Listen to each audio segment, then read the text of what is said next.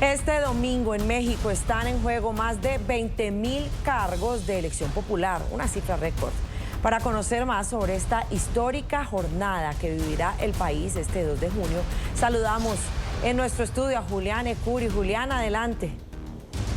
Hola Carla, Enrique, buenos días para ustedes y para todos los que hasta ahora se conectan con la mañana de NTN 24. Así es, este fin de semana más de 98 millones de mexicanos acudirán a las urnas en las que son consideradas las elecciones más grandes en la historia del país. Pero repasemos precisamente cuántos están habilitados en detalle, lo vemos.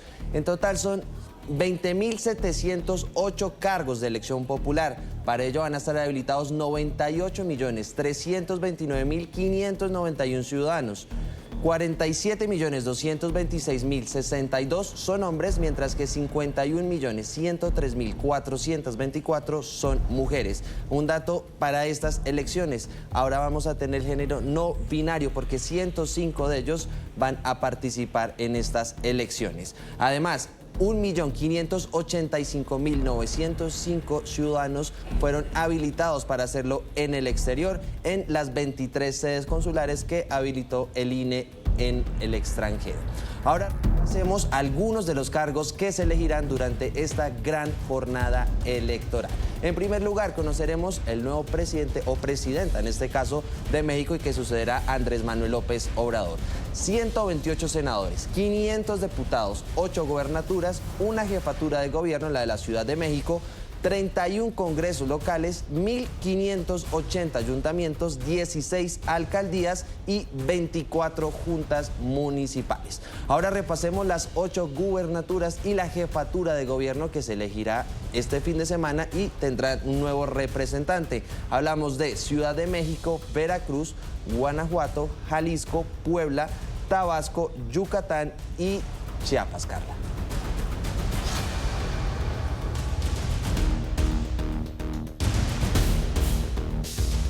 Carla, Enrique, ustedes tienen más información, análisis, regreso con ustedes. Qué bellos esos gráficos ahí, Julián, gracias.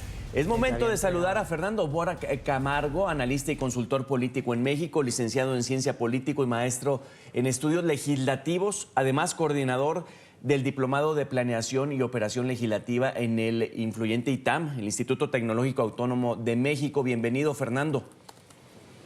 ¿Qué tal, Enrique? ¿Qué tal, Carla? Les mando un gran saludo desde la Ciudad de México.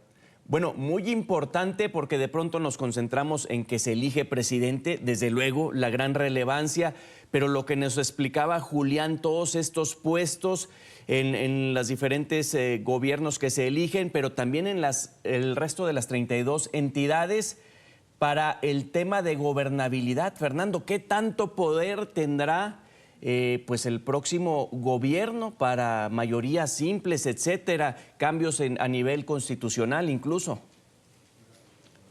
Claro que sí, es muy importante lo que está en juego el próximo domingo aquí en México. ¿Por qué? Porque no solamente se está compitiendo la presidencia de la República, sino hablamos de las dos cámaras del Congreso de la Unión.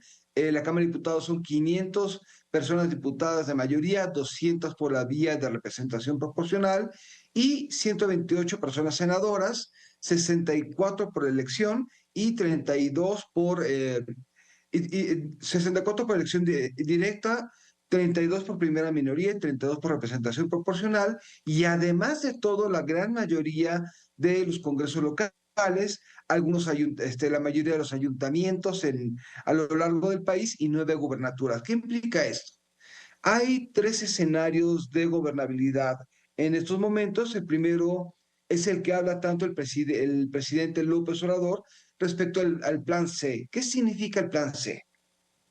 Está tratando que todas las personas voten por Morena para todos los cargos de elección popular, en la esperanza de que tengan la mayoría calificada del Congreso de la Unión y la mayoría de los congresos locales. Aquí en México, para reformas en la Constitución, se necesitan ambas cosas: 2/3 de las personas diputadas, 2/3 del Senado y la ratificación de 17 congresos locales, la mitad más uno, de las reformas a la Constitución. Por lo tanto, ese es el gran escenario de gobernabilidad para López Obrador y obviamente para Claudia Sheinbaum. Ahora bien, hay otros escenarios que van a ser muy interesantes. Supongamos que Morena no gana esa mayoría calificada, pero sí gana una mayoría simple, algo cercana a la calificada. Y aquí es muy posible que Morena haga algo que hizo en 2018, cooptar personas diputadas de la oposición.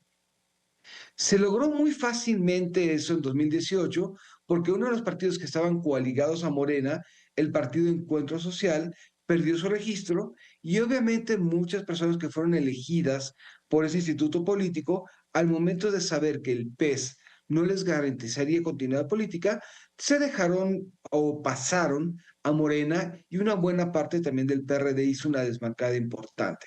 Aquí la pregunta es, si llegamos a ese escenario, ¿qué tan fácil va a ser cooptar? Y hay mucha gente que está haciendo pronósticos que esos asientos que le faltan vendrían ya sea del desgajamiento final del PRD, que ahorita está coligado con el PRI y el PAN, o también un buen número de diputados priistas. Y ahí en ese escenario pensarían quizás en alcanzar las 2/3 partes. O el tercer escenario que me parece el que puede ajustarse más a la realidad, Morena y aliados tienen una mayoría simple en las cámaras, algo lejana para la mayoría calificada, y tendrían que negociar con la oposición reformas constitucionales. Otra vez, los diversos escenarios Pues muestran que al menos el PRI y Movimiento Ciudadano van a tener el mismo número de bancadas. Y aquí la pregunta sería cómo serían las coaliciones entre esos partidos políticos.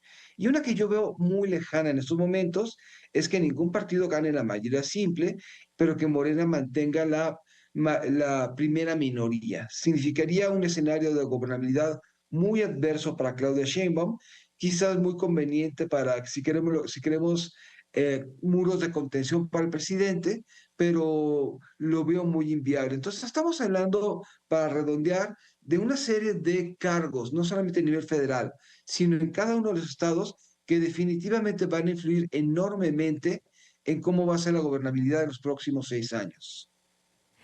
señor Camargo, antes de hacerle la pregunta que le quiero hacer, quiero que escuchemos algo para opinar sobre esto que aseguró el expresidente de México, Felipe Calderón, ayer con nuestra directora Idania Chirinos en su programa La Tarde. Alertó sobre lo que se juega en estas elecciones. Escuchemos lo que dijo.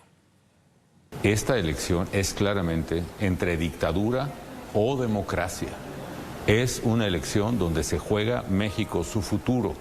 Y si queremos ser un país próspero, democrático, libre, justo, verde, en fin, un país que tenga futuro como una nación moderna a la que aspiramos los mexicanos, la mayoría, y que a muchos nos costó construir, o somos un país atrapado por la demagogia, el autoritarismo, el crimen, la narcopolítica que representa en este momento la continuación de este régimen de pesadilla que ha vivido México en los últimos 6 años.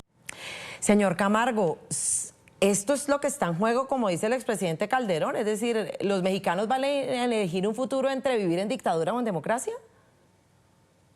Creo que esto hay que tomarlo, como dirían los ingleses, con un grano de sal.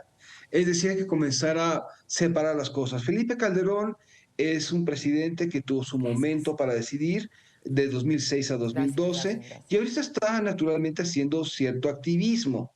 Cuando dejó el poder se salió de su partido político, Acción Nacional, intentó hacer un partido político, pero obviamente está tratando de detener a Morena en cierto sentido, y yo creo que el activismo del expresidente Calderón le daña más a la oposición que a Morena ahora. Dicho esto, Morena es un partido autoritario y es un partido de lo que se conoce como populismo. ¿Qué significa? Tenemos un líder muy popular que encarna algo que se llama pueblo, que bajo este precepto va a considerar la democracia como algo que le va a servir mientras la democracia le diga lo que él desea escuchar.